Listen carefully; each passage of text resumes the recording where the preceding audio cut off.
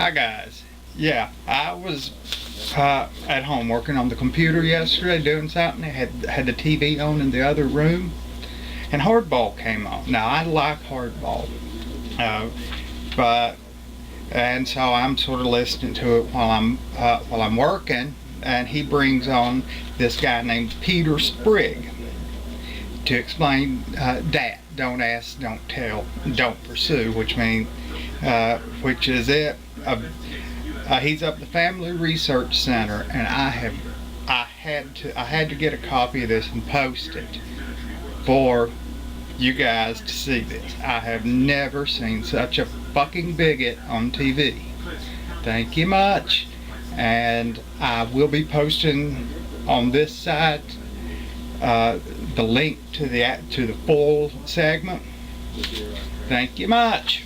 Jarvis is Executive Director of Service Members Legal Defense Network, and Peter Sprigg is the Senior Fellow for Policy at the Family Research Council. Let me go first to Aubrey. You served in the military. You were in the Army, and where were you stationed? What kind of unit were you in? I was in the infantry. I was in South Korea, 7th Infantry Division. I was a sharpshooter. And as a gay man, what was it like? You were not in the open, obviously. What was your experience in that regard? What did you learn in terms of this issue of whether gay people should be allowed to serve openly? Well, by and large, even in the 60s, Chris, I found that gays and lesbians serving, and most were serving in silence then, it was not a big deal. But all gays and lesbians want to serve openly. They want to be honest about their service to their country.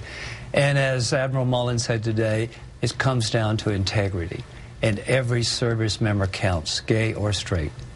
Let me go to Peter. What is the argument against it in terms of actual performance in the barracks, in life, in the military? What gets in the way of military discipline and a crack unit? Your view.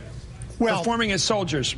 Military life is unlike civilian life. Soldiers are put in the positions of forced intimacy all the time. They shower together, they sleep together in the barracks, and it's simply unfair to put soldiers in a position of forced cohabitation with those who may be viewing them as a sexual object. That is a formula guaranteed to lead to greater sexual tension, sexual harassment, and even sexual assault.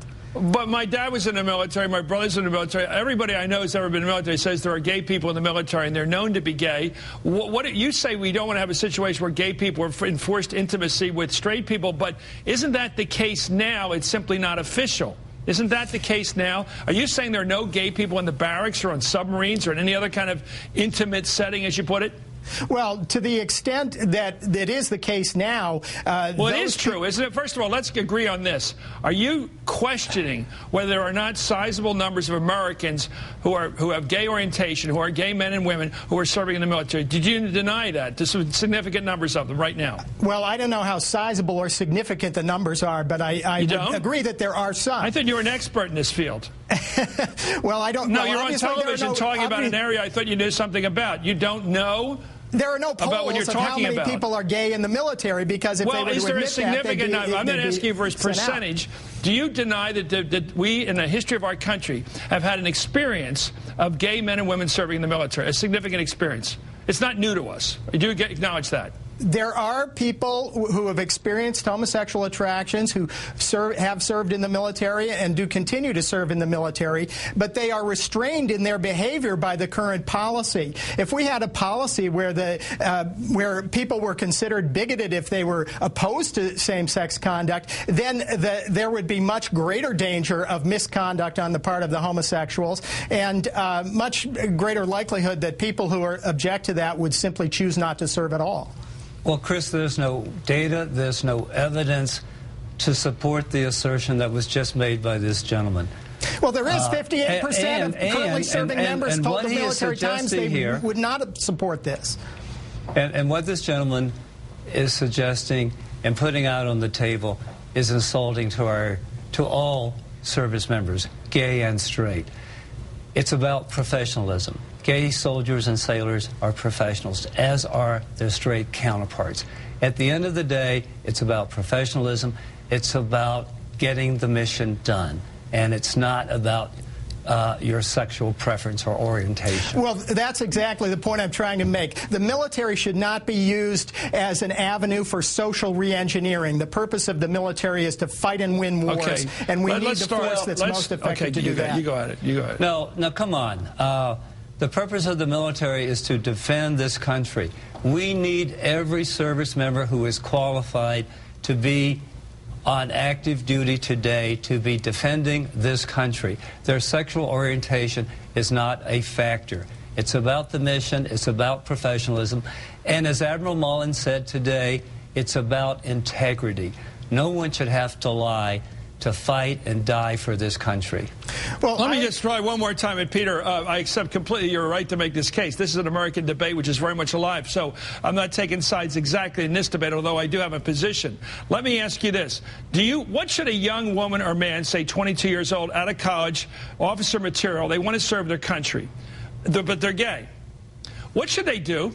They want to serve their country. They're patriotic. What should they do? Well, they should serve it in some civilian capacity and not join the military.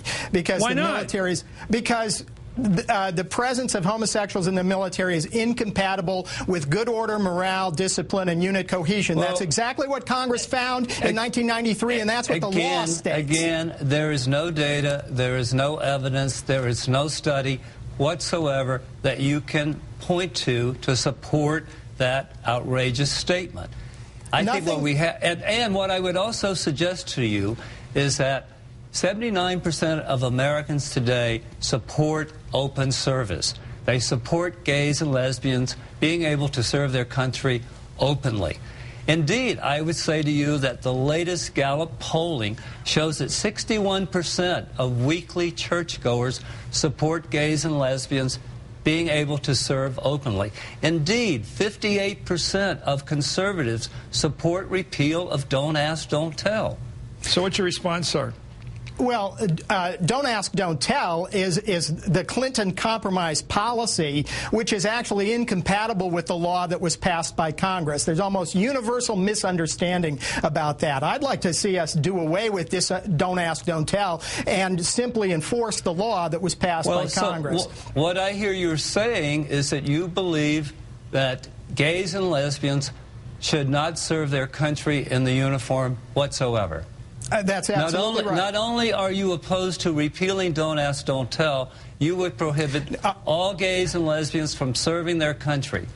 That's exactly right. When we're fighting two wars and we need every qualified trooper to be out there.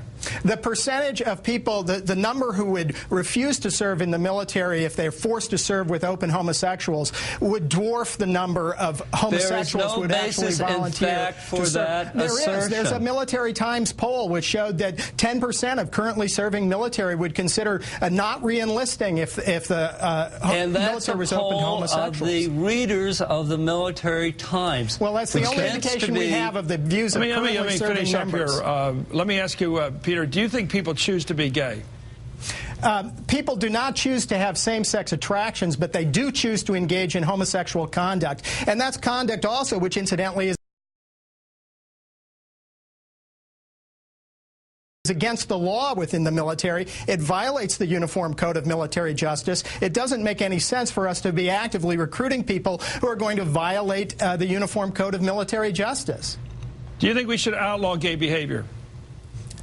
Well, I think certainly I'm it's just asking you, defensible. should we outlaw gay behavior? I think that the Supreme Court decision in Lawrence v. Texas, which overturned the sodomy laws in this country, was wrongly decided. I think there would be a place for criminal sanctions against homosexual behavior. So we should outlaw gay behavior? Yes. Okay, thank you very much, Peter Sprigg. We know your position. It's a clear one. Thank you, Army Service, my friend. I've known this fellow for 30 years.